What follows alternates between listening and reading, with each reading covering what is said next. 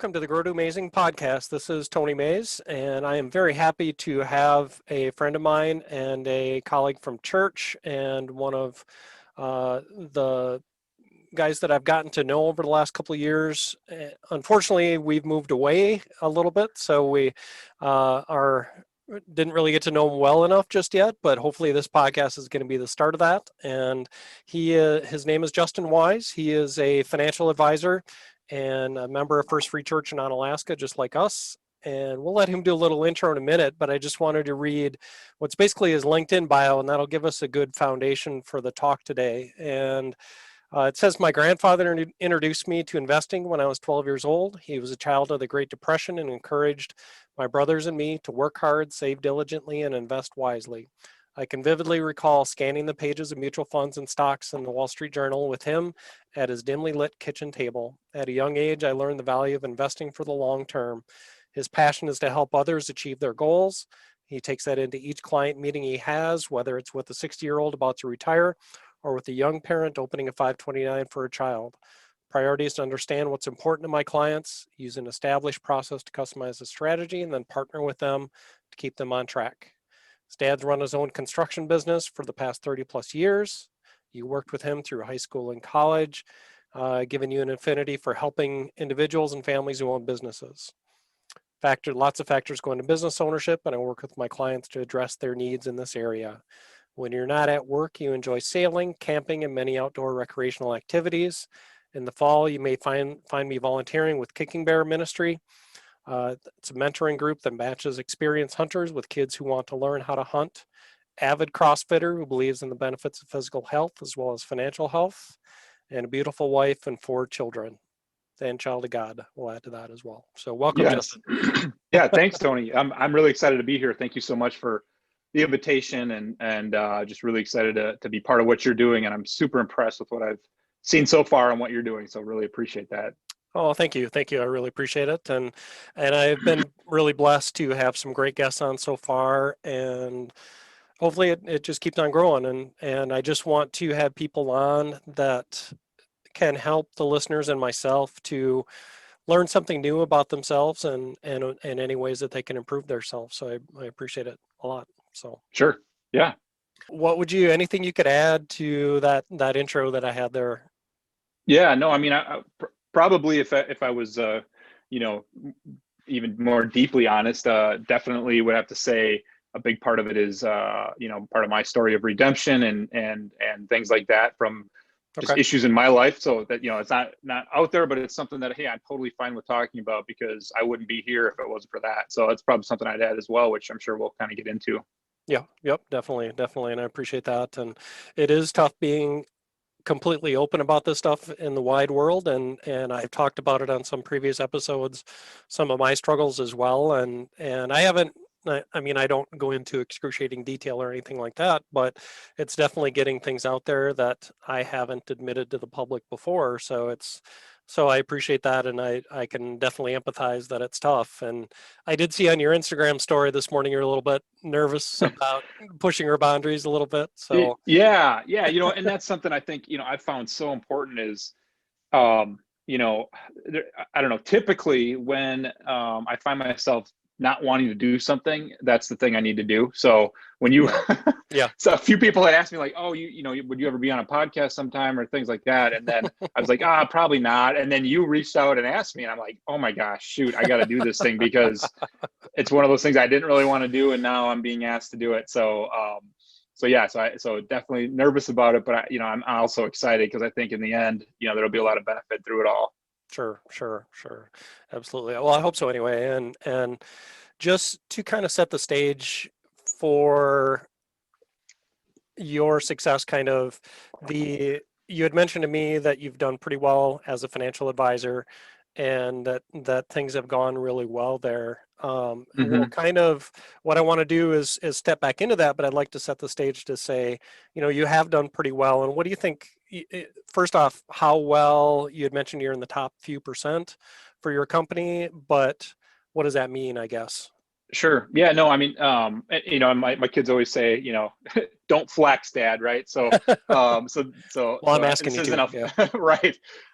And so, yeah, I mean, I'm very blessed and thankful to be in the top 5% of our company. That's looking at both, like assets that I manage and Hmm. my team manages, and then the production level that we're doing, and the way that we serve our clients as well. So, Awesome. um, Awesome. I, never, I shouldn't say I never, I envisioned being here, and I'll talk about that a little bit.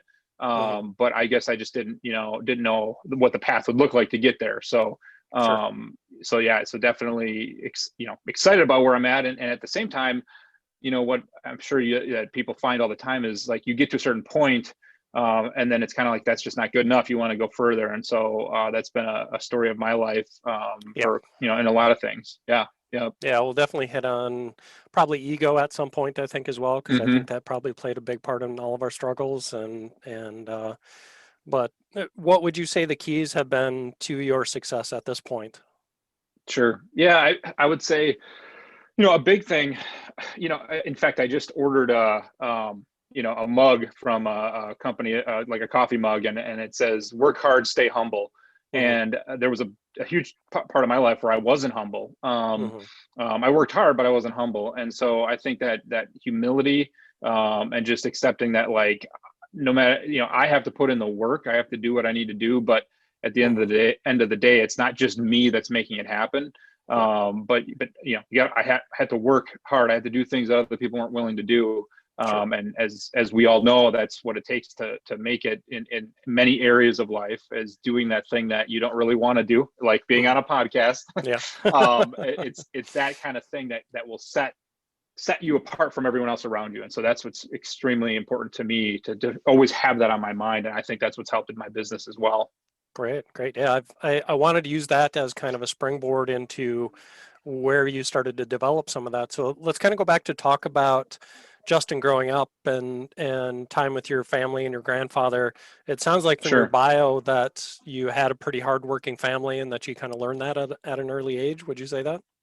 Yeah, yeah, I'd say that's exactly accurate. My family growing up, and we weren't, weren't born in money or anything like that. My dad worked for a concrete company to start, and then for the like plowing roads, and then he eventually started his own construction company. Sure.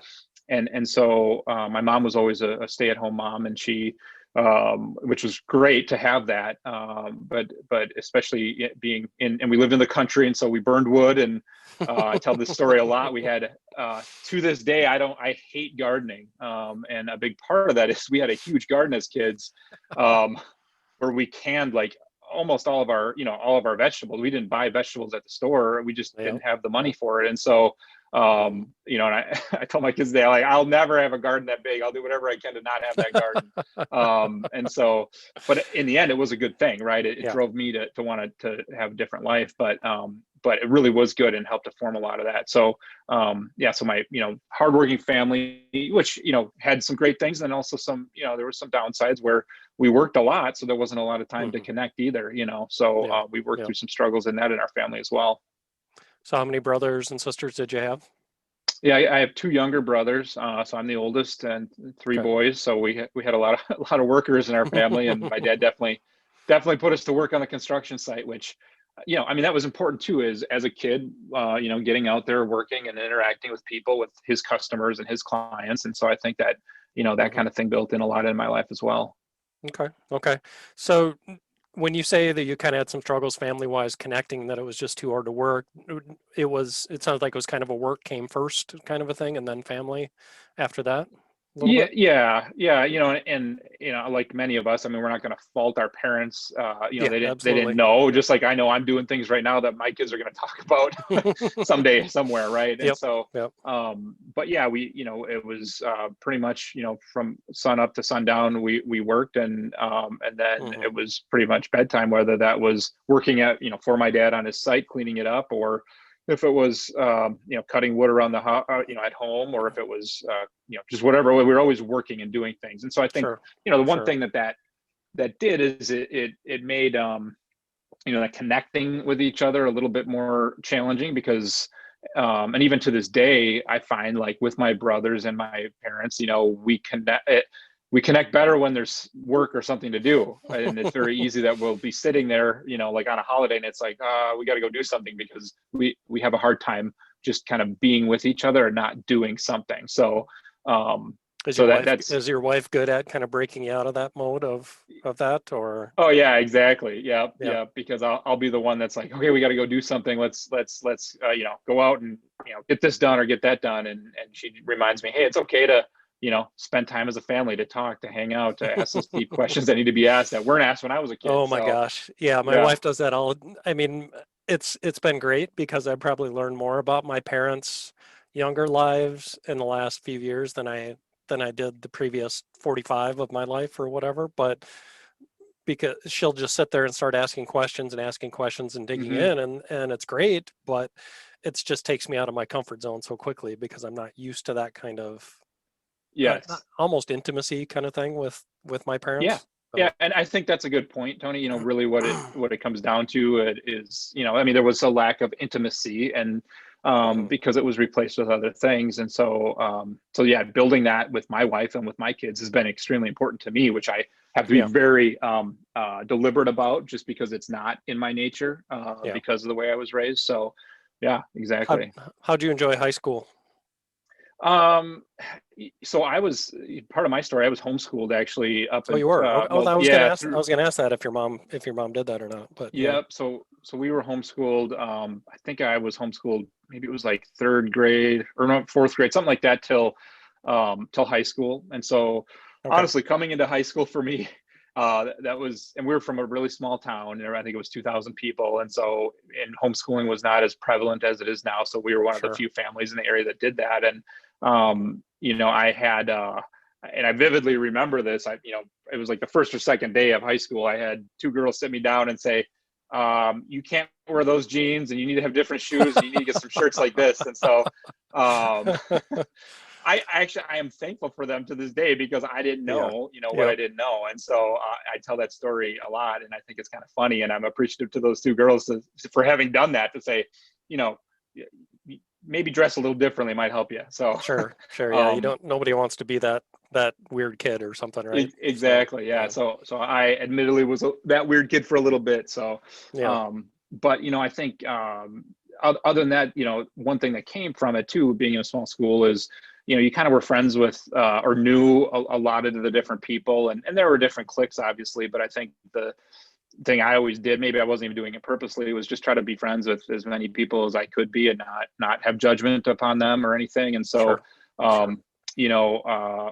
overall in high school, I ended up getting involved in sports a little bit. So passion for me was track, and then we played some soccer as well. So that helped me to kind of connect better too, and also find, the enjoyment of competition. I think that's something too that really plays into, just even in my career, is I love competing, whether it's, most of it's healthy competition with colleagues and things like that. But I really love that. And I really think that was formulated kind of early on in that high school time with sports, honestly. So, yeah. Okay, great.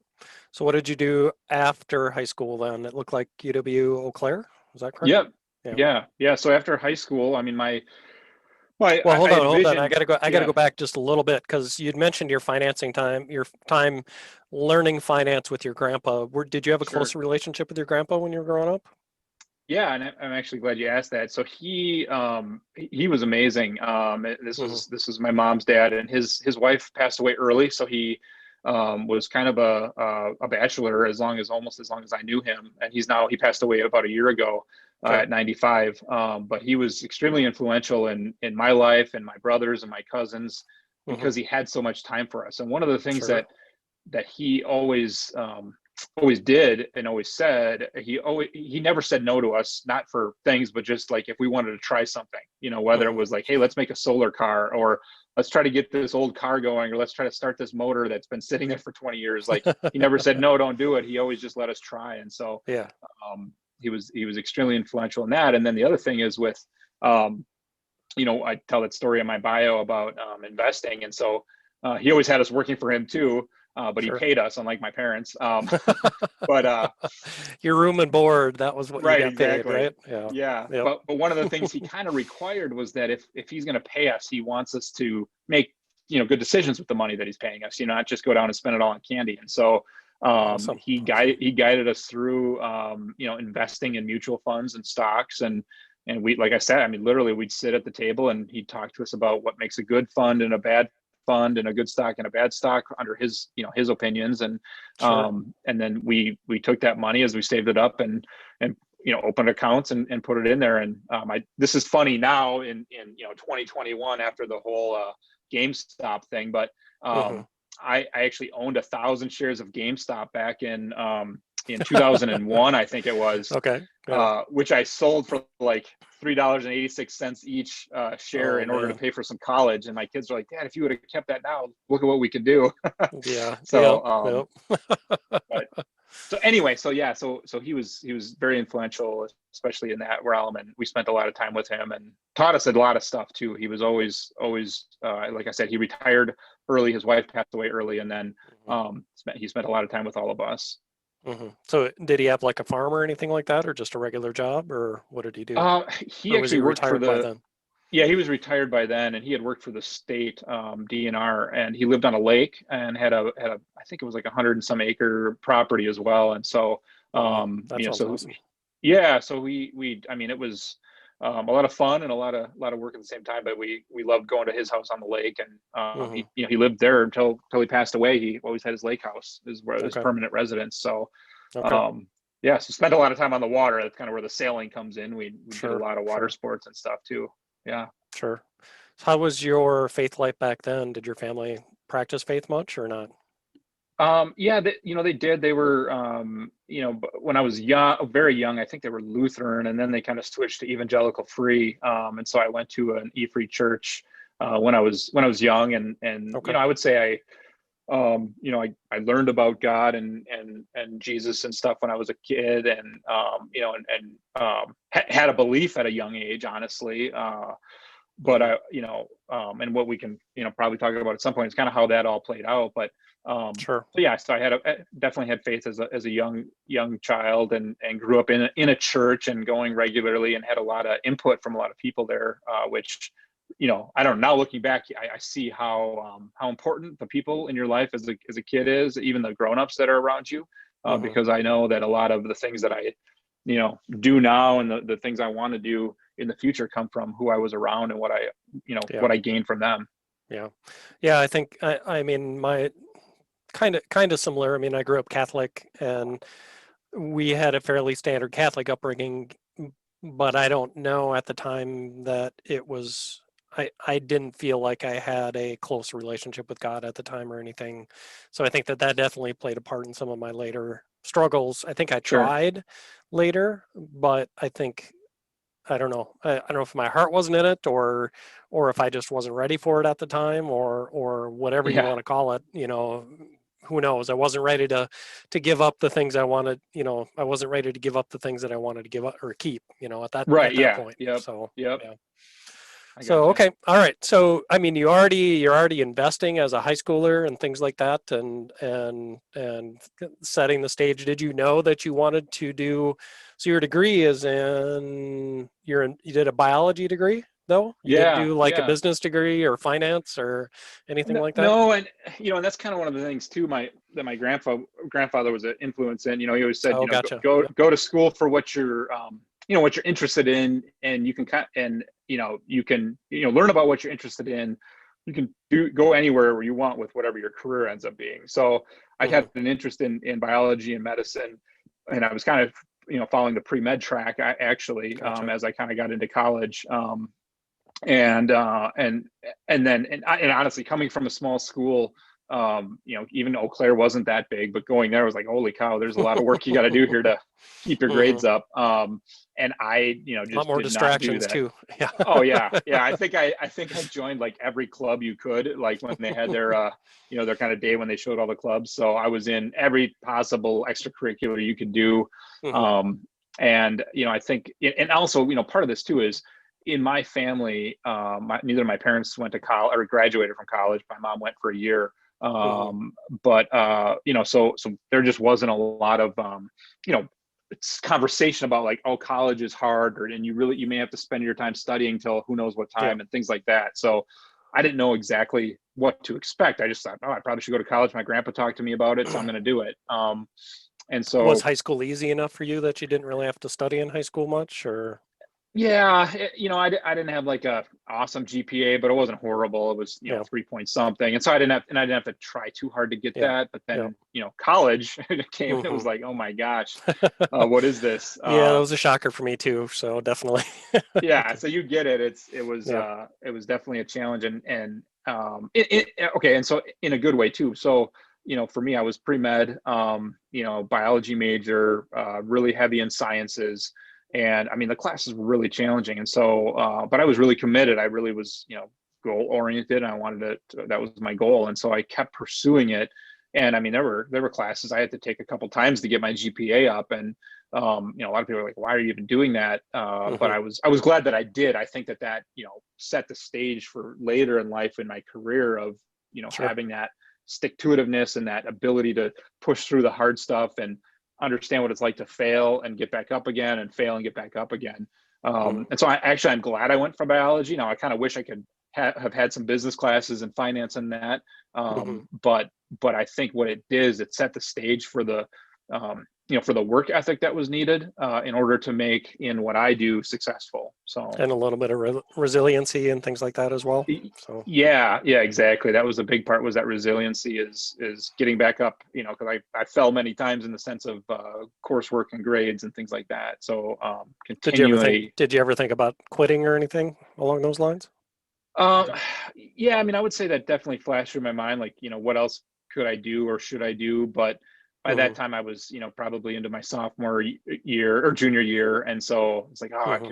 yeah, I might as well finish this, And so, but the realization came too, Tony, is that, there's no way I'm going to get into a med school. I'd have to really work hard to get my GPA up. Okay. And so that was a hard thing to actually start to accept, is that it's not going to happen. So I had to kind of Okay. redirect my path after I kind of realized that. Okay. And so yeah.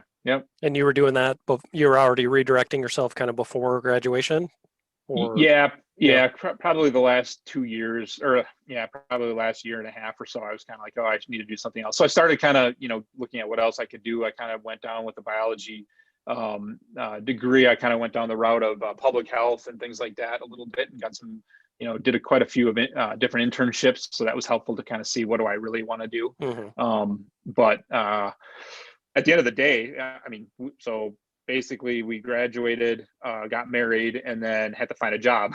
And so, Okay. Yeah. um, so that was the next step, and we kind of got into the job search, and didn't necessarily lead down biology or environmental health or public health.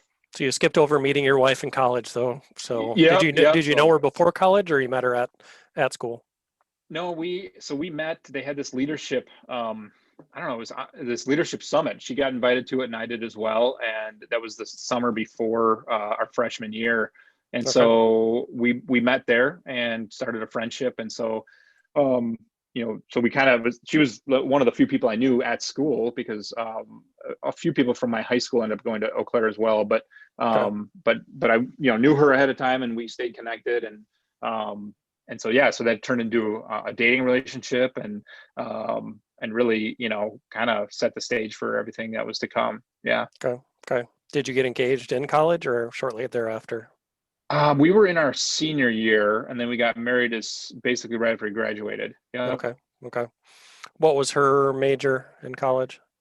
Yeah, she was elementary education. Okay. So she was going to school to be an elementary school teacher, Hmm. and she ended up helping me a lot with a lot of the schoolwork I was doing. She was great at writing papers and most of the thing that I missed at my high school. So Sure. Sure. yeah, so Yeah. she was a good tutor also. Cool. Which I don't know if that just makes you think, oh, she's going to be an elementary education major. What does that say about me as a? Yeah, right, Because right. my Yeah. wife she was the same way for a while. She was an ed major, and then she went to psychology as a Okay. minor. And so I'll see her when we talk. Sometimes she'll be like on a on a counseling couch, she'll just be asking me questions and things like that. And Sure. how do you feel about that? And what do you think what do you think you could have done differently? I'm like, stop it. Yeah, right, right. Stop psychoanalyzing Yeah, me. right. But We yeah, know it comes in handy, but it's still, yeah. yeah, Oh. exactly. So yeah. What'd you do? How did things go right after college then? What did you get into from there? Yeah, so right after college, actually I read a book called 48 Days to the Work You Love. Hmm. Because I didn't really know what I wanted to do. I just knew I had to. I'm on my own now. And we're getting married. I need to have a job. And so one of the things in the book was kind of broke down. It was a workbook actually, and helped you kind of find out what are you good at. And what I Okay. realized is I enjoyed working with people. I wanted to Hmm. be some type of role where I was interacting with people on a regular basis, and for the most part, I was fairly outgoing and that kind of Hmm. thing. And so then the next step of that whole book was you start not just looking for what positions are available, but find the companies or the types of work you want to do, and then start writing letters to the CEO or the director of the department you want to be in. And so I Hmm. started to do that. This is actually an interesting story. So I found a bunch of different industries I could be in, and I started to write to them. And then one of them, so I wrote, I mean, literally to the CEO of Fortune 500 companies, wrote Okay. letter after letter and follow-up letters and followed up with phone calls. So anyway, this one company, a chemical sales company out of the Twin Cities, called me up and said, "Hey, we're open for an interview with you." And so I sat down, and then they were like, "So now, are you the CEO's nephew, or how are you connected?" I'm like, "I've never met him. I don't even know." And they're like, "Oh, okay," because somehow he told us we needed to sit down with you. And so, I mean, Okay. unreal. Yeah. So, Yeah. Well, it made so an my impression. It definitely oh made yeah, an impression. So. yeah. So I started out in chemical sales, and I was selling cleaning chemicals to, like restaurants and healthcare facilities, cleaning and sanitation chemicals, and I had a route for that. So Okay. it was very very challenging, but also, I mean, I really liked it. Something I saw like in my dad was kind of that flexible work schedule and freedom to make your own decisions. So it had hints Sure. of that, even though it was for a large company. But it was large. Your performance was going to be due to how much work you put into it, kind of a thing. Yeah, exactly. Yep. And Yep. so that's kind of the thing that, eventually led to me pursuing the career where I'm at now, is that, I was, and I realized I was very competitive. Right. And so, Hmm. and so over a short period of time, I became, the one of the top sales managers in the kind of the northern region, Hmm. eventually getting to that top position. And then I want more challenge. And so I'd be applying for these other, kind of steps up, and I kept getting the no, like, no, Okay. sorry, you haven't been here long enough, or you're not, kind of like, you don't know the right people, you don't have the right last name. And I'm Sure. like, man, this is really frustrating. Like, Yeah. I Yeah. know I can do it, and they keep telling me no. And so how it came about is we had our first child by that point, and I wanted to sit down and get a college retirement or college savings plan set up for her. So I sat down with another advisor, and he's like, "Well, you could do this job. What are you doing now?" And I told him, and he's like, "I think you should pursue this, because then no one's going to tell you got to stop where you're at." So um Okay. so Yeah. that for Yeah. me kind of threw the bells on, and like, oh my gosh, this is great, like an opportunity where I kind of more so am my own boss. And there's not a limited ceiling that I have to end up reaching. So Sure. yeah. So did you come out of college debt free or I close to it? didn't. No, Yeah. Okay. no. And so that was something too that was pretty cool. So, I think we had maybe like 28,000 in student loans between my wife and I. Okay. That's not And bad though. I mean, considering all things. yeah, So right. Yeah, not yeah. everybody And can do so the Dave Ramsey plan or anything, but no, no. And so that's one of the things that happened too, is we got on that Dave Ramsey plan. sure. I think it was even before we were married, we started talking through it, and we just Wow. realized like, oh, we don't want to have these student loans forever. And so, what we committed to is like, we're going to work as much as we can to get all these loans paid off. And so we had actually, I think it took Yeah. us like 14 months, and we paid that 28,000 off. That's awesome. But yeah, but I worked three jobs. My wife worked two. She was a barista at Starbucks and substitute taught. And I Hmm. worked at, I mean, we were working a ton, but the cool thing was, is after that we were done. Yeah. And Sure. so those student loans never came back. So, Awesome. um, so at that point, then we were still renting, and so we were totally debt free. Sure. And kind of followed Dave Ramsey's steps and everything, which is great. Yeah, I wish. So this was back like 2006 or something, around Yep, that time yep, frame. Yeah, I yep. mean, I wish I would have found his information back then. We didn't find it till we came to First Free like 2016, Okay, and that was probably one of my biggest shortcomings was I'm a spender, and sure. getting that habit under control, Oh yeah, and being able to play the long game for the future is probably where I struggle the most, and my wife as well. And so we had, we still have a little bit of student loan debt that we're trying to finish off, but sure. I mean, she went to Viterbo and financed most of that. So if you can imagine what that looks Oh like at yeah, the end of the yep, day, I mean, yep. it was not pretty, but Yeah. Well, yeah, and in our relationship, I'm more of the spender too, and my wife is much more. Dave Ramsey calls it the nerd, maybe, right? So, yes, yeah, yeah, um, so that's helpful. But yeah, I'm always the one pushing the envelope, like, oh, we should try to do this thing or buy this thing. So, yep, so yep, I totally understand that, and that was, I mean, that was one of the hardest things was, saying no to so many things. When you see everyone around you getting them, right? I mean, you see yeah, them getting a house and a new car and all these things. It's like, man, you got to have that long game, focus. Like he talks about that, yeah. like it's not about now, it's about the future. So And it's not about them because you have no idea. I mean, they could be financed to the hilt and scared of what happens the right, next payday if they lose their job or something like that. And or if they are blessed, I mean, that's okay too. yeah, right, That's been probably one of my biggest struggles is that ego and just letting go of all of that. And if people get that stuff, that's great. That's their blessing, and I couldn't be happier for them. It's just been one of my biggest struggles getting to that point, I think, sure, letting go of yes. jealousy and ego and all that Oh stuff. yeah, So, yeah, yeah. well, yeah, and I think too, what comes of it is when we are laser focused, Hmm. um, it's almost like the blinders go on, and when we're so focused, we don't see those things as much. Yeah. And it's when I started to kind of let that off, that's when I'm like, oh, other people are doing all these things, and I'm still here trying to do this. But Yeah. there is a switch, it does turn, and so stick Did you with it. Is did you also find that the monthly budget helped your communication with your wife a lot? oh yeah, yeah, for sure. Yep, yep. Both, both in because now we have to, talk about the spending, and also, we look at what it's spent on, Yes. and Yeah. so values on the things that you do and that you spend on. Yeah, that Hmm. that helped a lot. And for me, it was also partly now I've got nothing else to hide there kind of a thing. Yep. I can't Right. have that extra secret credit card or something like that out there. Or not that it was really a secret, but just, it's Where you just had complete all, freedom on it. Yeah. yeah, yeah, Yep. yeah. Yep. And I got nothing else to hide because if I got something to hide, then there's a problem, you know. Sure. So, Yep. yeah. Yep. Yeah. No, I hear you for sure. Okay. So that job it sounds like you had some increasing frustration, and was that kind of just a little ego coming in there to play a little bit, or how would you say it?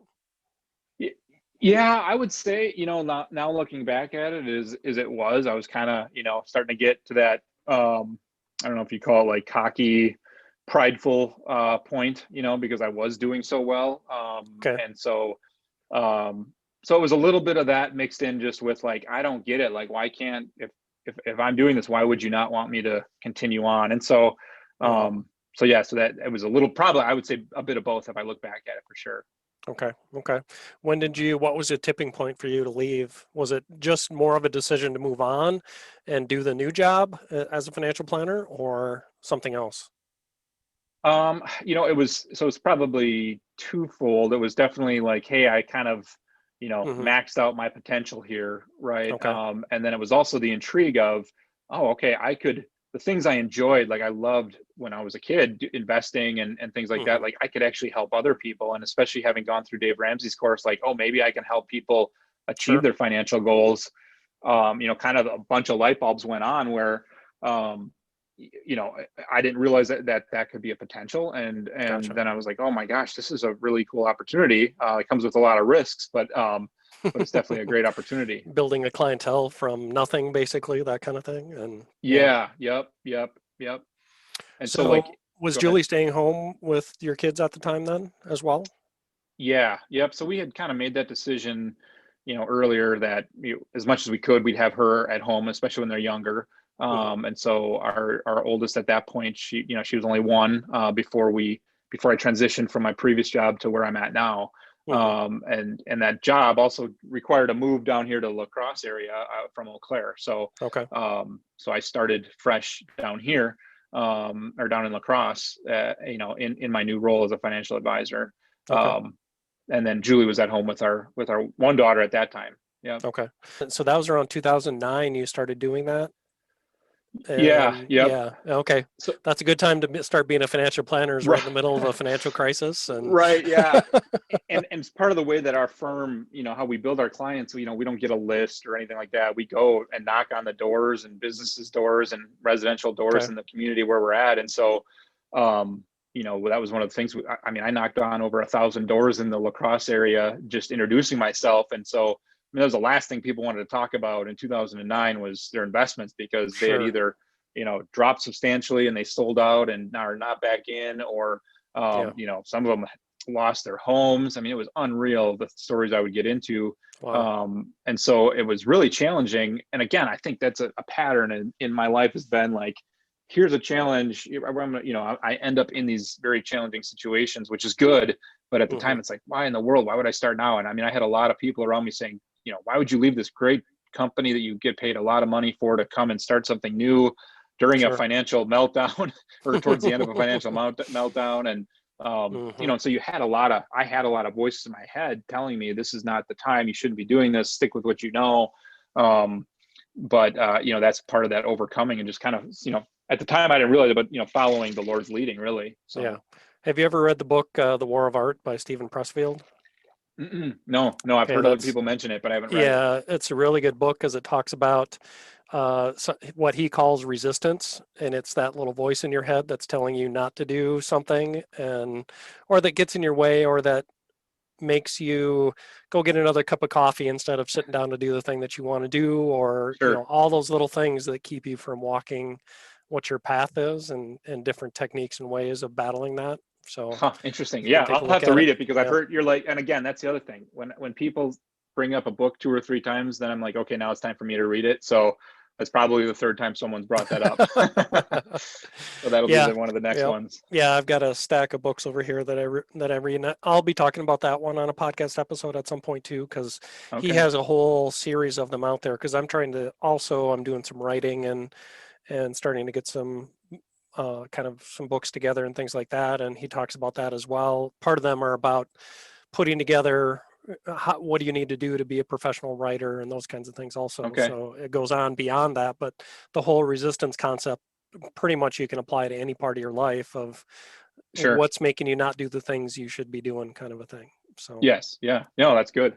yeah. Okay. And now I did think of my question before too, or it's really Yeah. more of a statement, but that was a great part. If were on the Dave Ramsey plan, you had the freedom to make that move to La Crosse and not be hamstrung by all your debt, Yeah. that a typical family would acquire. So Right. And that's a really good point. It wasn't, it wasn't a financial decision, mhm, in the sense of like, oh, we can't leave this job because then how am I going to pay this bill? exactly. Yep. Yep.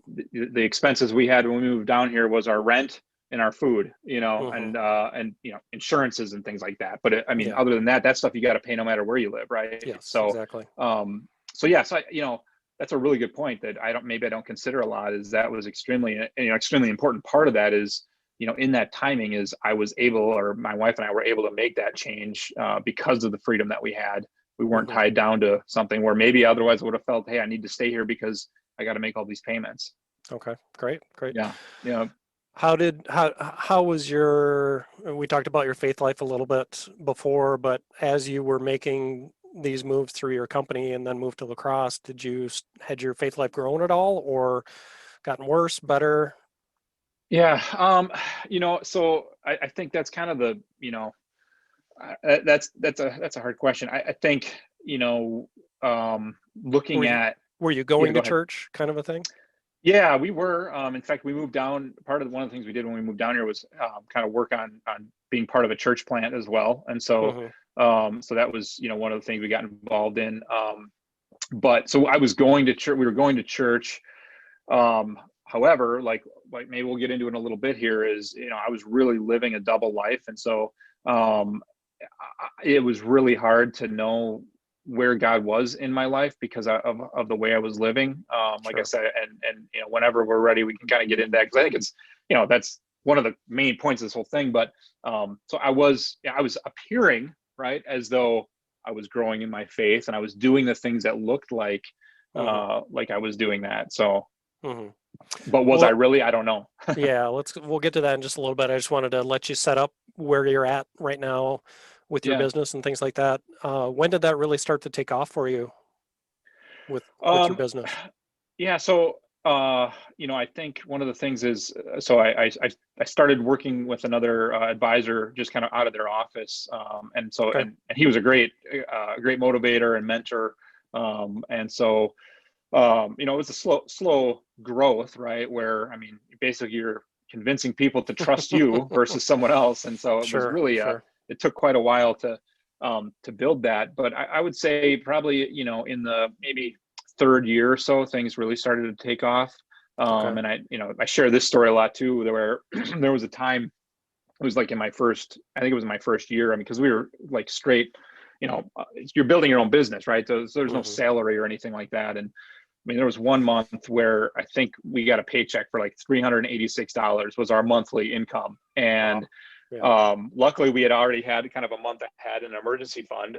But my wife was like, Justin, this can't happen again. Like, is this what this is? Is this what we signed up for? So it was a major turning point for me, Yeah. to be like, wow, I can never have that again. Whatever I need to do, that cannot be the result. And so, that is probably a time when I really like called on God to be like, I don't know, like maybe I'm doing the wrong thing, Lord, but like, I know if I put in the effort and the work, you'll bless it if I do it. Hmm. And so, that was a huge reminder to me to like keep moving forward, because Sure. there's a lot of rejection in this career. You get rejected a lot.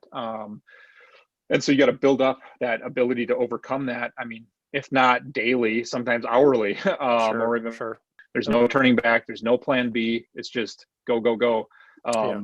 And that's one of the things too, is I never had a plan B, and people say, oh, come on. I'm like, I didn't. And well, maybe I Okay. did for a second. So where my office was in La Crosse, I would watch, the semis drive past regularly. And I would Okay. sit there, and Okay. I remember vividly, after a phone call with a person I had called, telling me no and don't ever call them again, things like that. And I remember looking out and seeing these semis drive past. I'm like, oh my gosh, if I could just do that, like I could make a good income and I don't have to worry about anything. And um, and that's when I had to have that reality check with myself and be like, you know what, if I that's not what I want, okay, for Hmm. one. And I know, because I see people who do what I do and they do well, I just have to keep pushing forward. And so that was a very vivid memory. And Gotcha. I think, that's where it's like I never had a plan B. For a brief second here or there I did, but when I really sat back, that's not what I wanted to do. So yeah. Was there ever any chance of anything like going back to your hometown and taking over your dad's company or anything like that? Oh yeah, yeah, and that was something kind of, when I transitioned from the chemical company over to financial planning, is, come back, take over the company, or Hmm. why would you leave? And so I had those opportunities, and my wife and I talked about it, and we're just like, we don't really want to live in a small town. She's from Milwaukee area, so Oh, okay. a Gotcha. little town is not going to fit for us. It'd be fine for me, but we wouldn't be very very happy Yeah. or get Yeah. along very well if that was the case. So yeah, there was, and my dad was great. He never pressured us. He just kind of said, hey, if you want to come and take over, it's here for you. And I Sure. think that was Sure. awesome. He did that with all of my brothers. Is not None of us actually are in the business, but he Hmm. never pressured us to do it. And I think that was really, I appreciate that, because I Awesome. have friends and even clients now who were pressured to take over that family business, and it wasn't that. Now they're fine, but initially it was a challenging thing. So yeah. Okay. When did you, so you said it was about year three of your business that you finally started to feel like you were getting over the hump a little bit as far as doing better? Yeah, yeah. I mean, I think at that point, I had built up quite a few clients I was working with, so I knew people Hmm. trusted me, and that builds confidence. It kind of becomes that cyclical thing where more confidence, builds more trust, etc. And so, Sure. so it started to kind of roll there. But the thing was, and at that point, even then, it's easy to take your foot off the gas. And I had considered that, like, oh, this is actually good. I'm making more than I was making before, and my clients like me, and I'm having they're reaching their goals. But then the guy that I was had worked in his office, we had a lunch meeting, and he said, many people kind of stop here, right? This is good. This is great life, right? Yeah. Yep. But if you give it just a little bit more, okay, like you press that accelerator, a quarter of an inch, you're going to get, multiple miles per hour versus just staying where you're at. And so that always resounds in my mind, that when I get to that point where it's like, oh, this is cool. It's like, oh, if I just give it a little bit more, you're going to add so many more miles per hour to that, That's awesome. to where you're going. So, and that's awesome. You had a mentor like that to kind of push you like that a little bit. And I think that's might be something I've missed in my life a little bit, is having that kind of person to push me at certain points when I needed it. So, because I've at points gotten pretty complacent in where I was. And so I can definitely relate to wanting to take your foot off the gas. And I think financially too, I got to the point where I was covering my bills, but I was still racking up debt. And so so when we switched things around, I was kind of constrained. I was making enough money to get us out of the hole, but I didn't have enough to stretch to something else necessarily because of the debt. And so, if anything people can do to get into that Dave Ramsey program and get themselves taken care of that way and start to set up for their future, that's probably the top thing I tell people. So you were kind of uncomfortably comfortable. Yes. Yeah. But couldn't necessarily leave the job because of it was paying too much to leave, but not enough for me to really get ahead of the curve yet because of the debt that I had. So, yeah. Yeah. No. So now, do you have guys? Oh, sorry. Go ahead. That's right. I was just going to say, do you have guys working for you now as part of your office, or how have you grown the business the last few years? Yeah, so I have two assistants that work with me. Kind of how our firm does it is we're kind of one advisor with the support staff in each of our offices, and so just we do that purposefully because we really want our clients to have a very kind of intimate relationship with their advisor, where they come in, they know, hey, and then my two support staff, like when you call our number, that's who you get. When you send an email or you send a fax, if anyone still does it, it comes right to our desks, So I've grown that to having from just one assistant to two, and looking at in the future, my goal is to continue to grow that to the point where, I do bring on someone that's kind of working more in the, in the advisory role with me. That's kind of a goal of mine. And our firm has options for that. So, that's kind of the next hurdle that I'm working towards, because I just know, like, I'm able to really help my clients, and I want to be able to do that with more of them. And the more that we can serve, the better. And the more for them, the more for us. So, yeah. Sure. Absolutely. Yeah. So at where you're at today, you said you've got how many kids right now? Yeah. So now we have 4 kids. 4 kids altogether. Okay. Yep. 2 girls and then 2 boys. And I know you mentioned in one of your other podcasts that you have an 18-month-old, a 1.5-year-old, right? Yeah. Yes. Okay. Yep. Okay. Yeah. We do too. So I know what that it's odd. I mean, like, he doesn't sleep hardly at all at night. It's crazy. Yeah. But our other ones did fine. And there's a 6-year gap between our 2 youngest. So that's crazy, because our second youngest is 5, and then we have the 1.5-year-old. So there's a 4-year gap in there. And I mean, we're partly constrained by our situation right now, that we're in a pretty cramped space while we get ready to travel and things like that. But so that doesn't help his sleeping, I think, being in the same room as mom and dad. But the way it's going, he'd probably be in here anyway, I think, sleeping with us. So I'm not sure what it is either, but if you get it figured out, let me know. Right. So it was funny when you said that. I'm like, oh my gosh, I know exactly what that's like. And obviously my wife takes the brunt of it, but still it's like, oh, when are we going to have these nights where we can just sleep through the night without any noises? Exactly. Yeah. No kidding. Your business was growing. You were doing successful. You had your was it 3 kids at the time, or 4? 3. Yeah. 3 at the time. Yep. And kind of stuff somehow came crashing down on you. Was there any indications up to this at all to your wife or anything like that? Or do you want to talk about? No. Yeah. Yeah, no, they're, I mean, maybe lightly kind of after the fact, after everything kind of came out and, I mean, I'll kind of get into, what happened. I mean, I'm fine sharing, I think this is important because it really helped to, it kind of shaped a lot of the future or the, kind of what things look like going forward. So, but yeah, no, really wasn't any indication to my wife as to kind of what was going on or things I was doing. No. Okay. Okay. So do you want to just tell us a little bit about what happened, I guess?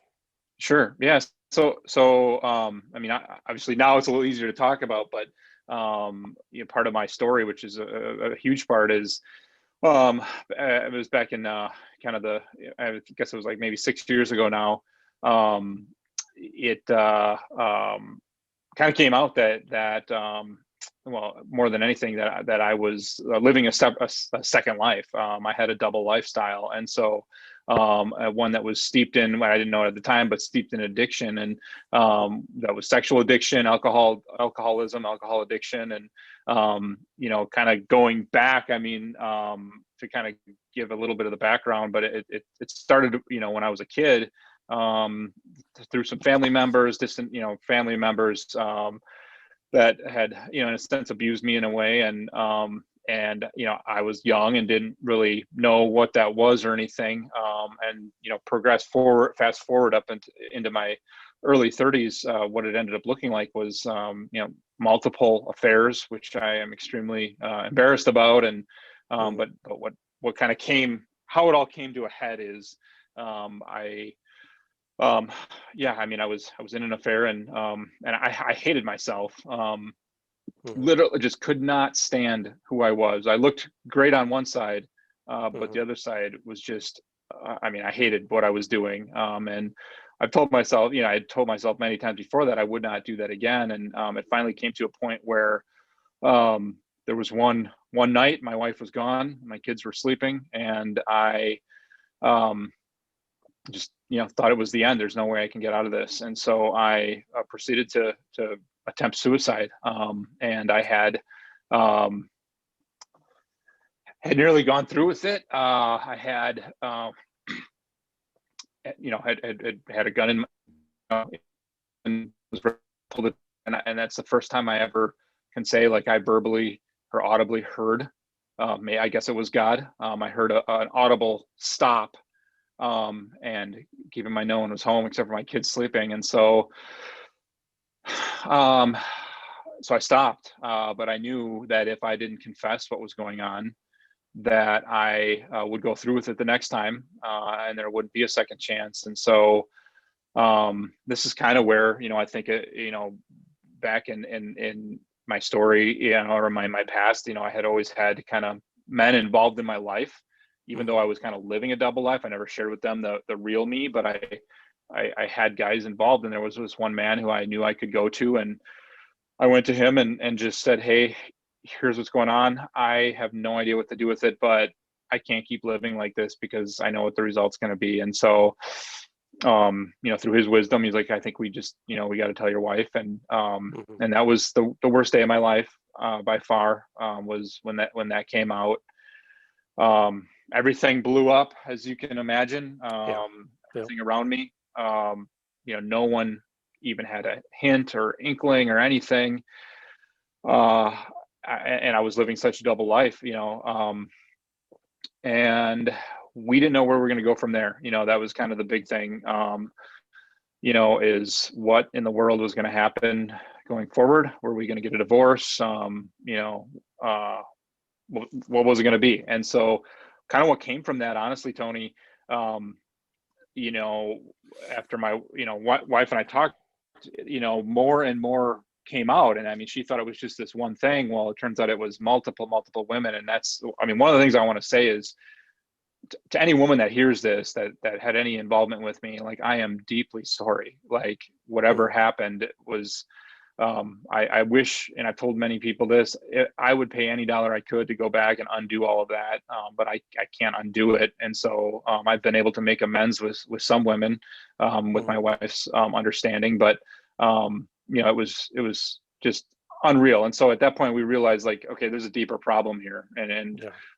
This wasn't just a one-time thing. Not that there's even just a one-time thing in the sense of, I hate to put just in front of it, but this was a long-term issue. And so that turned into going to a treatment center in the Twin Cities. And it was the first time that that I realized, like, I have to get completely honest. And I know you kind of mentioned with the with finances, no other credit cards out there and things like that. Like, I had to clear everything, clear the slate, control alt delete, restart. And it was, up to this point, the hardest thing I ever did. I thought building my business was hard. This was way harder, because the level of trust that was broken.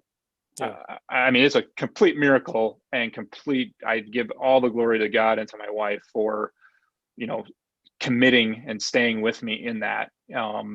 Because if it wasn't for both of them, and ultimately the Lord, there's no way I'd be here today. So anyway, so I kind of went into treatment center, worked through that, went to counseling. It really took a good couple years of counseling even to kind of work out everything. I mean, there were so many lies that I had built up over all those years of living this lifestyle and hiding. And did that go all the way back to college and everything too? It did. Yeah. And so it's just, you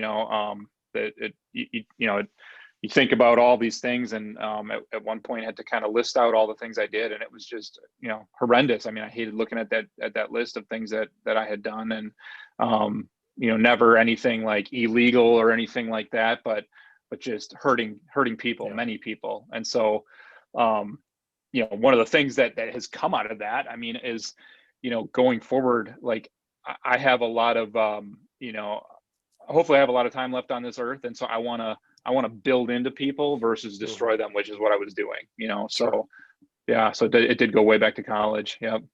Sure. So did you ever, I'm just trying to touch back, you'd mentioned some stuff happened when you were younger. Is that something your family's dealt with as well? When this all came out, it obviously became known to my whole immediate family. And so, I had to share with them, that there was some extended family members, that things that happened to me. And, and that was even hard I didn't have to, but I, through counseling, chose to, find it in me to forgive them, and, I mean, I think somewhere in the Bible it says, you forgive them, Father, for they know not what they do. I mean, they didn't know, just as much as I didn't know exactly what I was doing, the hurt I was causing, and so, I think, so my family obviously found out, the immediate family, but, and it was hard. It was hard for them to hear that and to know what happened. And, and to this day, my mom, she's apologized many times for just not knowing, and it's not their fault. I mean, I hid it at that age. I just was like, oh, I don't want anyone to know what's happening. So parental guilt is a real thing. Oh yeah. Right. Yep. So that definitely, I'm sure, shaped you as a young person, and probably led to all of this, I'm guessing, to a certain extent. Yeah, I think that's really what, when I finally dug into it to see what was causing this behavior, because I doing the things I did, I didn't want to do them. I hated myself for doing them. And then the question being, well, why are you doing them? Right. I mean, if, it goes with anything kind of, if you drinking or overeating or anything, you don't want to, it's why. And so I had to dig into the why. And so going back to my childhood, that's where I finally saw, like, oh, here's why, because I had these erred beliefs about myself, which I think we all can in many different areas, but I surely did in the sexual side. And so had to work through that. Yeah. Okay. So a lot of, I mean, for me, it was a lot of not feeling good enough and not feeling, because I've mentioned it on here before, my own struggles with pornography, and coming clean with that with my wife was probably one of the hardest things I'd ever done. And deciding to just lay all of that out. But I think for me, it was just looking for, some kind of affection and not justification, but affection and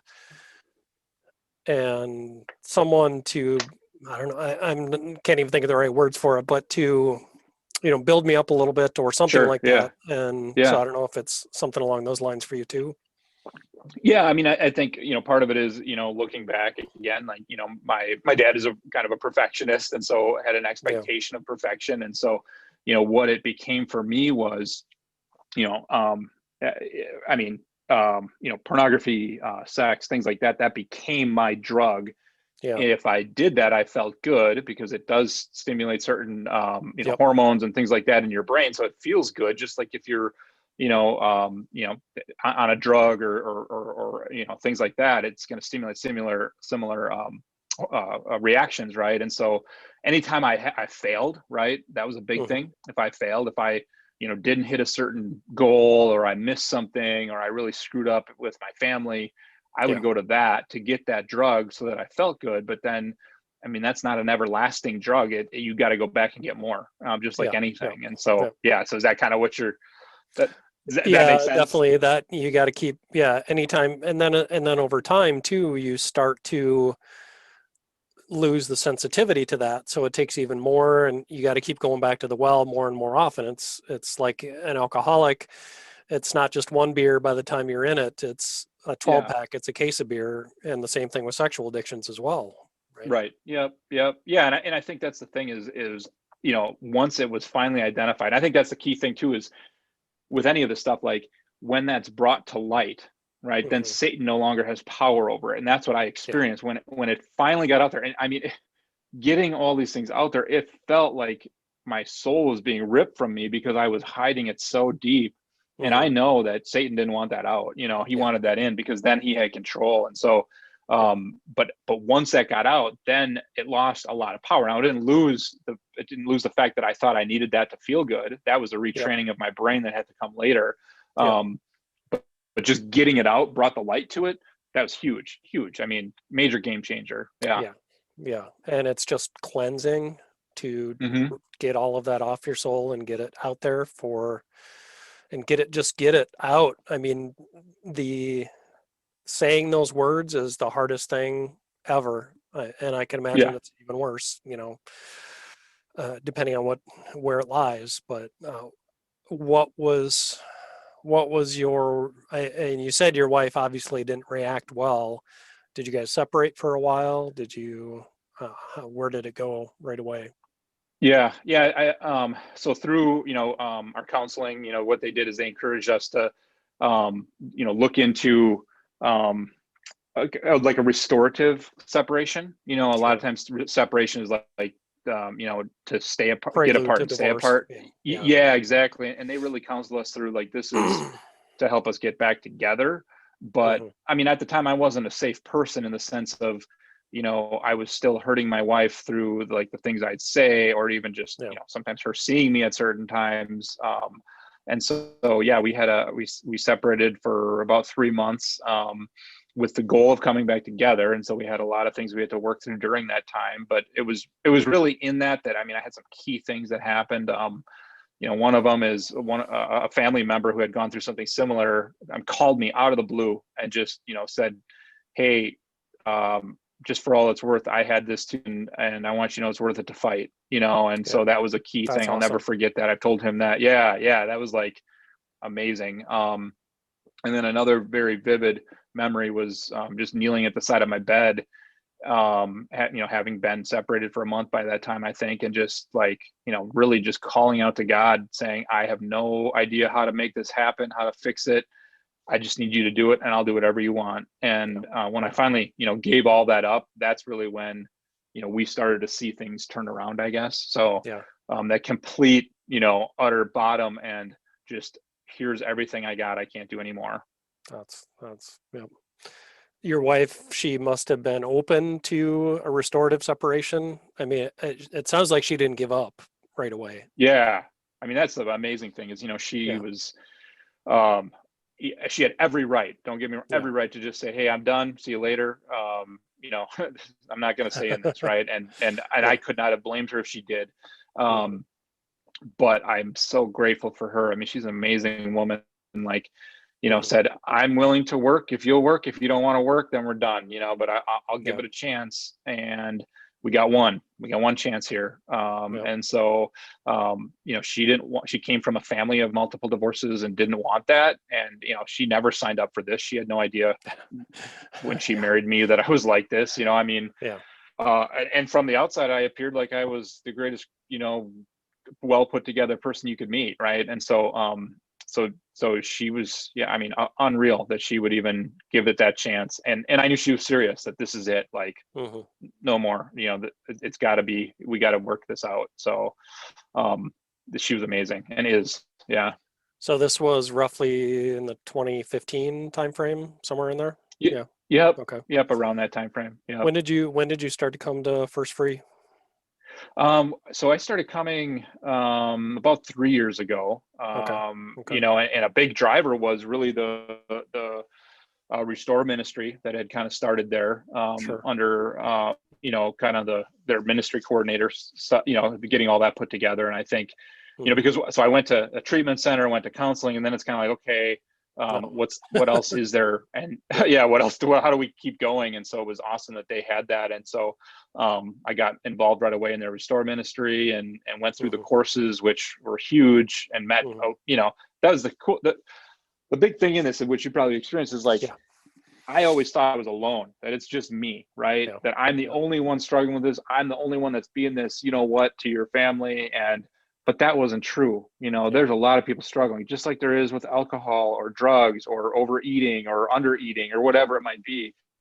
Yeah, you were talking about when it froze, you were talking about we're not alone in this, that there's a lot of other Yeah. guys out there struggling with the same thing. So, Yeah. And I think that was the thing that was, really important. And for anyone, I mean, if you're hmm. listening to this and you're like, hey, yeah, that's me, but I haven't said anything. I mean, get in a group where there's other guys Yeah, that you can get this stuff out. I mean, I saw yeah, so many lives change once I kind of got more involved in that yeah, you don't have to struggle alone. You don't have hmm, to live like that. Like, yeah, yeah, yeah, it's unreal. yeah. And I think the thing I like the most too is that it's a small group type setting also, and it Hmm. lets you. It's not like 10 guys trying to get together and talk and go through all of this. I mean, it's a lot smaller than that, and it gives Yeah. you a chance to really take the time to be honest and open about it, and work through on a day-to-day basis what's going on in your life. And Right. Yeah. Yeah. And that's exactly it. I was in like accountability groups through yeah, college and early yep, married and all that. And none of them were what that was, where it's like, let's actually ask the real questions, hmm, and in a small enough group where you feel comfortable sharing, like, hey, this is how bad it is, or this is what I did lately. And hmm, not out of a place of shame, but out of a place of like, bring light to it, yeah, yep, expose it for what it is, and then move on from there. yep, yep, exactly. And that's the biggest thing is, or one of the big things I guess, is letting go of that guilt for what's been done Hmm. and being able to take those steps forward. But coming with that is your spouse can't beat you over the head with it either. I think that's another big part of Yeah. it also, is that she's got to have her healing journey also. So what did your wife do? Was she doing her own counseling at this point? Yeah, that's a really great question. It's a good point too. So the treatment center I went to also had a part where the spouse, the hurt spouse or whatever, Hmm. that they would go to. Mostly women, obviously, but Yep. in this situation. So, but yeah, so she went to that kind of a week long or a 3-day treatment there. And then her and I were in like kind of separate counseling where we'd come together then and discuss things. So, and Sure. that was the cool thing. Like, she, because it's easy to just say, well, he's got the problem, and I did have the problem, right? Yeah. and Yeah. and and, and it was like, pretty much 100% on me. But for my wife, she'd realized like, hey, there's some things in her that if she worked through, Hmm. we could even be better on the other side of this. And so she did that Sure. work. I mean, she did as much work as I did on herself. And she didn't have an addiction and a sexual addiction or anything like that, but other things that were there, and Yeah. codependence and things like that, where Yep. um you know typically a codependent spouse, easily then another spouse can be acting out, because Hmm. just how that whole dynamic works. And so she realized like, oh, I needed to work on my stuff too. And she Yeah. did that, which was awesome. So Yeah. yeah. That's great. When did you feel? Was there one moment where you felt like you turned the corner, or was it just kind of building up over time where you felt like your marriage was coming back together? um you know I mean, for sure, the turning point where it was just like, wow, was when my wife actually, we were talking, and she actually, said that she forgave me. Yeah. And that was huge. That was a big deal. Because I didn't know that if I had to proceed Hmm. assuming that may never come, Yeah. and so that was unreal. I'll never forget that. Hmm. And because then at that point, then it's like, okay, like we're in a point of restoration where we can now, like, let's go get life, Yeah. and let's not get back to that point ever again. So that was a major turning point, and it took a good 3 years before we ever got to that point. But and it was super slow, but it was, I mean, that was amazing. So Yeah. yeah. Yeah. And then out of that came, I mean, so you weren't done having kids yet, or you thought you were done having kids, but you obviously you've got 4 kids now. So Yeah, talk about that a little bit. sure. Yeah, and we never have another child, just kind of given the challenges we had gone through and stuff. And so kind of the cool thing is, so our son who's born now, we kind of call him our redemption baby, because Sure. I had been sober by that point for 4 years, which was really cool. And just kind of like almost like an image of the reconciliation and healing that happened, like to bring another life Hmm. into this world. And for me, it was really important because, like, I was fully engaged. Like our other kids, I wasn't very engaged in the pregnancy and the birth because I was so double-minded. Like Yeah. here, Yeah. I got to like experience the whole thing, and that was so cool. Like just to be 100% engaged. I mean, Hmm. that was awesome. And Yeah. I'll never get that back with the other kids, but just to see what it can be like was really cool. Yeah. Mhm. That's awesome. And like we said at this, or I don't know if we had this on the recording or not. We both have like 1.5-year olds Yeah. now that Yep. don't sleep. So awesome. Yeah. So I remind myself of that, how thankful I am when I'm tired in the morning, but Yeah, no kidding. Yeah. but yeah, and that's just, I think it was just kind of it's a picture and a testament to the work that was put in, both my wife and I individually, and then together as a couple. And and that's Hmm. the thing, is like, that's a picture of hope, right? Like Hmm. no matter where we're at, God will meet us there, and he desires us to not live that way into the future. And so I lived in this realm of kind of like sexual chaos, I guess you could Yeah. call it, for almost 25 years of my life before it all came out. Hmm. And I look forward to that day when I'm on that 26th year on the other side of it, to be like, I live more years out of it Yeah. than in it. And so, that drives me every single day to give it 100%, because I know that is an opportunity that I don't want to miss. So Sure. it's It's awesome. huge. Yeah. Yeah. It's Yeah. awesome. So what are you doing at First Free these days? Are you still helping out with the care ministries? Is Julie helping out there as well, or Um, I'm doing more kind of on an individual level, okay? with like if someone kind of calls and says, hey, there's a marriage issue, or the husband's acting out or whatever. Are you one of Can Steve's first responder type guys? Is Yeah, that? yep, Yeah. yep, Okay. yep. Yep. That's kind of what. Yep, exactly. So I've met with a couple, and it's you know I love doing that, because people stepped into my life when I was there, when I was at that Yeah. bottom, and, Yeah. I needed them. I needed to hear from someone else, like, hey, it can be different. It doesn't have to be like Hmm. this. It doesn't have to be as much chaos. And so, yeah, that I love doing that.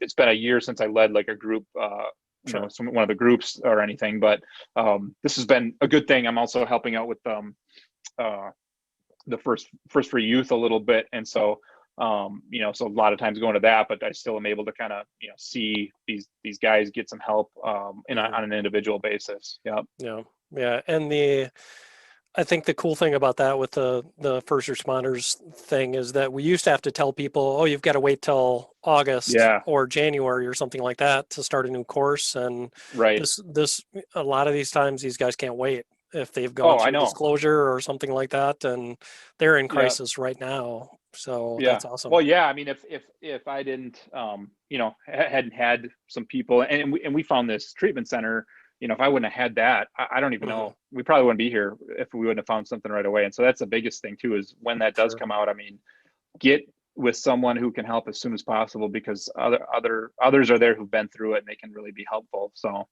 yeah, and on that too, I think, something that came of it is like, that was a big impact in my business too, because I spent a ton of time on repairing and healing our marriage, and not as much time on building my business, and in fact, I mean, I tabulated the cost. I mean, when the addiction kind of everything came out, I mean, when I totaled it all up, I mean, it cost in those few years, I mean, it cost probably close to $100,000, both in lost production and in cost of counseling, and I mean, it might even have been over that. And so it's like, I'm not going to let that go to waste, right? Like, we put that time in, and so, but what the cool thing is this, like, since that time when everything kind of blew up, like, it has gone so much the other way, where when I think when a person gets clean of the things that are breaking them down, is trying, like, I was just a mess inside, even though I didn't look like it, right?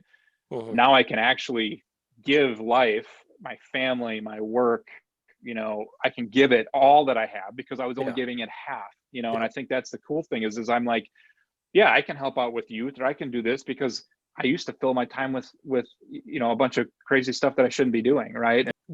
How old is your oldest right now? So my oldest is 12 right 12. now. Yep. How much of an idea of all of this do you think they know what's going on? Yeah, I mean, I think that's been interesting. I was just craziness, right? Like with separation and all this, and they were young, but one of They the know things something's going on. I'm sure they know something's. yeah, yep. Absolutely. And that's just it. And so we told them at that age what they could handle. And then since then we've told them more as they've grown up. And actually in a really, I mean, unreal kind of, coming back full circle, like my 12-year-old shared our story in front of the youth group. Wow. But for her, it was a picture of grace. Yeah. I think it's cool because she saw, God's grace through my wife and I working through our stuff, realizing like, oh, there is hope. And so it was like, she actually saw Jesus in that, which I didn't, that's not why I was doing it. I was, not at all, but it's just really neat. So like, it showed me like, hey, it is okay to be open, and they know something's going on. I mean, they don't know all the gory details of things, but we, when they asked, we let them ask questions and we answered them to the level we felt was appropriate. And also, open with our story somewhat, right? I mean, I'm talking to you now, right? And I've talked to other people, and I've talked in front of other groups. And I think that's a big thing, is we need to, light has to be brought to it to help people to see, like, this isn't, I mean, it's one of probably the most secretive addictions out there. But it also is, probably one of the most destructive, or can be. And so I think, it was okay for our kids to hear it as it was age appropriate. Yeah. So with that picture of grace, and the thoughts that I had in my head were just not perpetuating that sin to the next generation, because it would be so easy to divorce, and for your wife came from a broken family already. That's what she kind of knew, probably, so it probably would have been an easy decision, and that's what half the people in this country do these days, is they just take the easy way out. So right. And I think that I'm never going to judge someone if they do go that route. It's just that, like, there is hope. Like, it doesn't have to go that way. And that's what I want for anyone, hearing what I'm sharing, is that, like, but you both have to be willing to work, right? And I think that was the big thing, is we both had to be willing to work on it. And if one person isn't, it is going to be a hard way to go. Yeah, definitely. And there's definitely reasons to get divorced too. I mean, even Pastor Shane has talked about more than once, that if there's abuse, if there's things like that, that it can be, and I won't judge anybody either. I've been divorced myself, and and a large part of that is due to my sin at the time and my shortcomings. But you've got to be sure that that's what you both really want, or that that's the path you want to go down, because I'll tell you myself, I mean, financially it's a 10-year recovery at least. And emotionally, I still have struggles, I think, not necessarily from the divorce, but just realizing what some of my shortcomings were and then being able to work through those and take it Yeah. to the next step kind of thing. Right. So, Yep. Yeah, no, for sure. I totally agree. Yeah. Yeah. but then I also think, okay, well, I would never have got to where I am today with the marriage I've got right now if that Hmm. stuff wouldn't happen. So, Yeah. you And know, I think that's why we can't look back. Like I didn't choose, to live my life that way. Right. yep, yep, And at the same time, like, I can see that, like, God can make things new. yep, Right. And there absolutely. is that hope there. And so, like, yeah, going back, looking at it, like, okay, he still worked through all of those things that were so challenging, that almost destroyed our family, my Hmm. business, everything. Um, Hmm. and honestly, I mean, it's now better than it ever was, and maybe better than it ever would have been if nothing would have ever been said. Right. Sure, So, sure. Yeah, um, yeah, yeah. So where do you think you're going to go from here? Do you have plans, goals, things like that from here? sure. Yeah. I have a big passion to, just to see people live their life to the fullest. I think that's extremely important. And I love, your podcast and kind of your message of, grow to amazing. And I think that Hmm. that's a big thing I've thankful that I've, been able to accomplish what I have, but I'm not done, and the more people that I see both, get freedom, that can excel in their career and their family, like, that's where I get my energy from.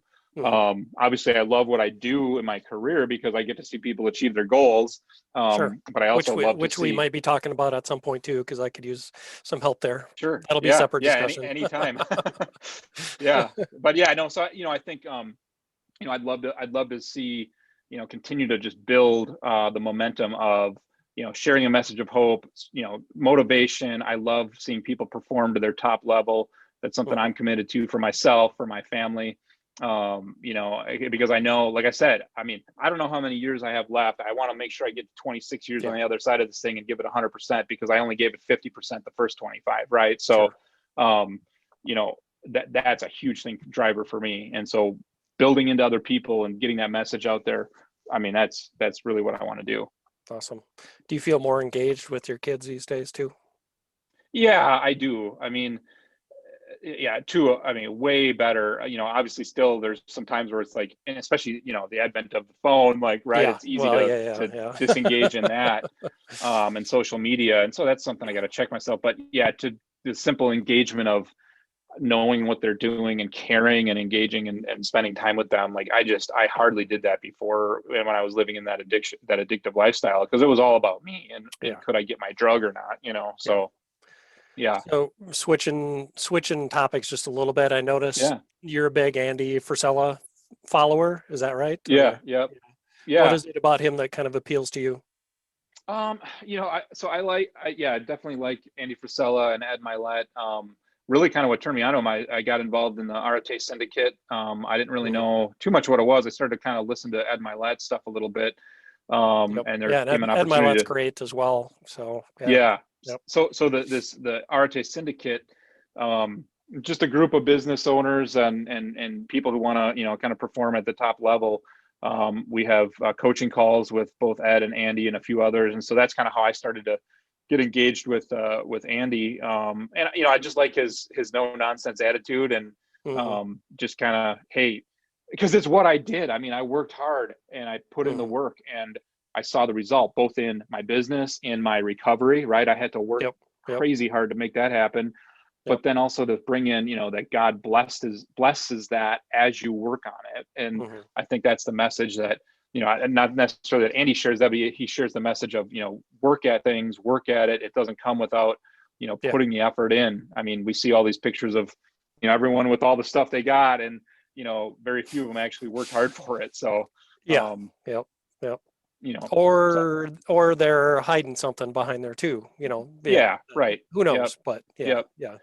But yeah, I've enjoyed his stuff, and I mean, the RTA syndicate's been a big boost to me, just to be motivated and lots of good insight and energy, and, something that, and I'll share this too. This is really, I mean, unreal.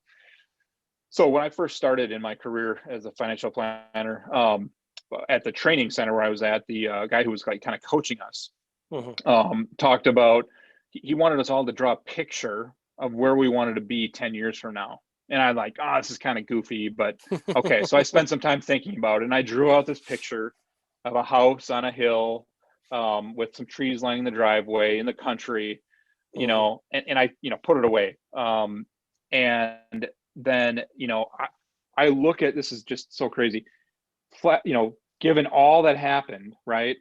Where I'm sitting right now is in a house on a hill with trees lining the driveway, looking out at an American flag. That just shows how important visualizing those goals are. Now I Yeah. can't find that picture. I looked all Oh over for it, man. and Yeah. I'm sure it's there somewhere. Yep.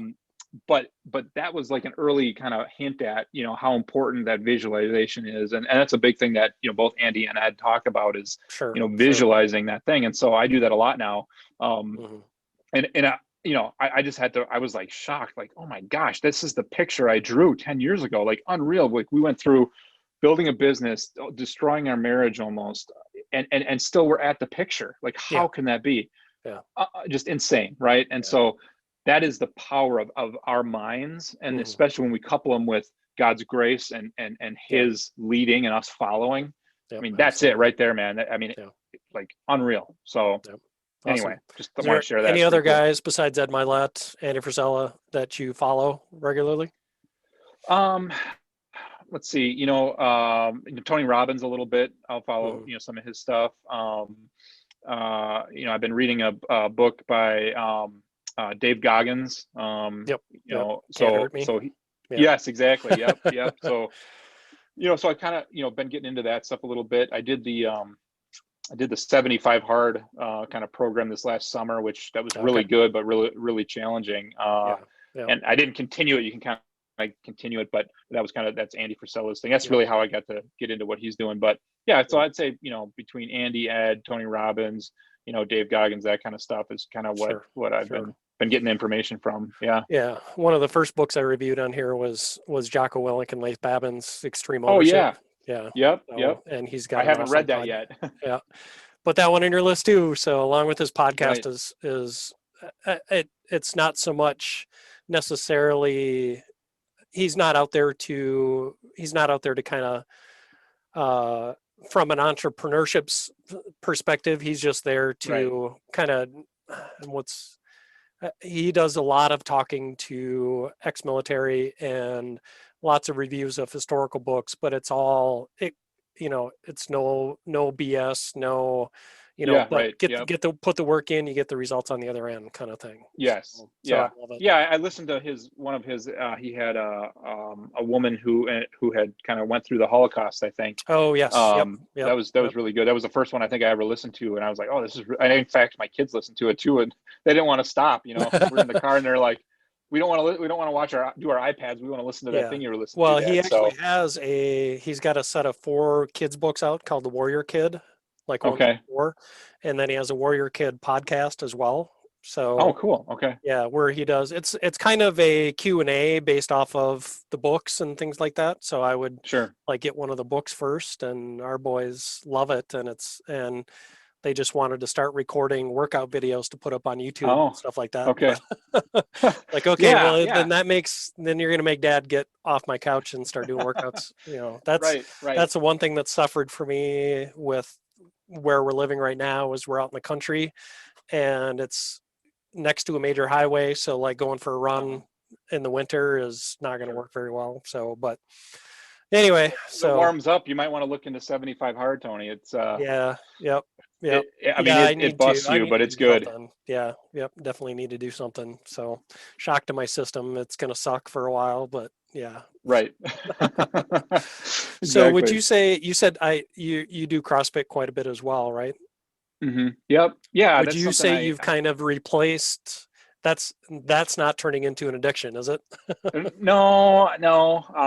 I can miss a day here or there if I need to. Okay, good. But it definitely has been that's been a big thing, and here's something that's cool that's come out of it. Like, so obviously, so I started doing CrossFit right outside of kind of everything coming out. I needed an outlet, right? And so one of the things I made a commitment to is to my wife, if I'm going to do this, or, there's women there and things like that. So so I'd have to tell a couple guys that I don't really know anyone. Well, I go to a CrossFit and here there's two guys who are believers. I kind of get to know them. I tell them my story. They're like, hey, yeah, I'm like, just, if you see me doing something you think is questionable, I mean, call me out. Like, I'll give you the permission, and we've built awesome friendships. And then another guy there actually ended up kind of becoming my mentor, where I meet with him weekly and just kind of share what's on my mind. And so through that community, it's just like, God knows what you need and when you need it. And it was that CrossFit gym with those people, and it's just been awesome. So, I love the workout part, but also just the friendships with these guys, and kind of all go at the same time. And it's been great. Yeah. Yeah. Again, it's kind of what you get what you put into it, kind of a thing from that perspective. And if you reach out, I mean, the hardest part is taking that initial first step, and then. Oh yeah. Yeah. Yep. Yeah. Right. Yeah. And it got to, for me, it's like, okay, if I want to do this, I have to, it was one of the requirements. I had to tell someone. And so it's just as cool that the couple dudes there I could be open with, and ever since then, kind of gone forward with it. So, yeah. Okay. So the way I kind of usually end this is as I tend to try to give a challenge for the week to the guys that are listening, or to the people that are listening. Sure. This isn't just for guys. I mean, this can be for anybody, but I'll put you on the spot. And if there's kind of a challenge for the week that you could tell people to do, what might that be? Sure. I guess, thinking through everything that we talked about, I would probably just challenge, anyone to look into, themselves and see, is there something, and it doesn't have to be crazy major, like a sexual addiction or something, but is there something that, maybe needs to change? Sure. Whether that's, hey, I need to, get off the couch one more time a day or something, something that you don't really like about yourself. Because I think, one thing that I realized is there were a lot of things I didn't like. I just didn't do anything about them for so long. And so, taking that, because I think we know what we don't like. So I could list the things I don't like right now. Like personally, I don't like the way that I'm eating. I'm not eating very well. All right. And so my challenge for myself is, I need to commit to actually eating better. What does that look like? Right. And so we all have something that we don't like. If we didn't, well, either we're too full of ourselves and not very humble, right? Or we're in heaven already. So I know that probably either of those things aren't true. So I would say challenge to look at what is something you don't like about yourself, and can you, or will you decide to make a change about it? So does that make sense? Yeah, absolutely. No, that's perfect. So that's perfect. Any final thoughts? I think, I want to, just say thank you to you, Tony, for having me on. And absolutely. And for anyone that, hears this and connects with any part of it, if you just want to talk about, hey, I'm going through something tough, I'm here. You can reach me on Instagram. It's the Justin Wise. Or Tony can put some links in here too, but I will. feel free to reach out. Or if it's on, hey, I want to take my business to the next level, what do I need to do? I'm not, I don't have all the answers, but I know I've done things and it's worked. One of the big things is, I've always said, I'm not going to be paralyzed by perfection, because I lived a life of trying to be perfect. And so I'll just do something like this podcast. I thought hey, I'm just going to do it. It's not going to be perfect. I'm not going to be paralyzed by it. If I wanted to be perfect, I'd never probably talk to you, Tony. Right. So, I never would have started this either if I thought I was going to be perfect at it. Yeah. Right. You're a good example of it. So I think that's the thing is, I've applied that in my business and it's worked out very well. It's not always comfortable. It's not always easy, but if there's anyone that has questions on that kind of stuff, I'm here for you. I know Tony's there for you too. So that's what I guess I'd leave you at. Yeah, that's awesome. Thank you so much for being on. And I don't think our spouses get enough appreciation either for being there for us,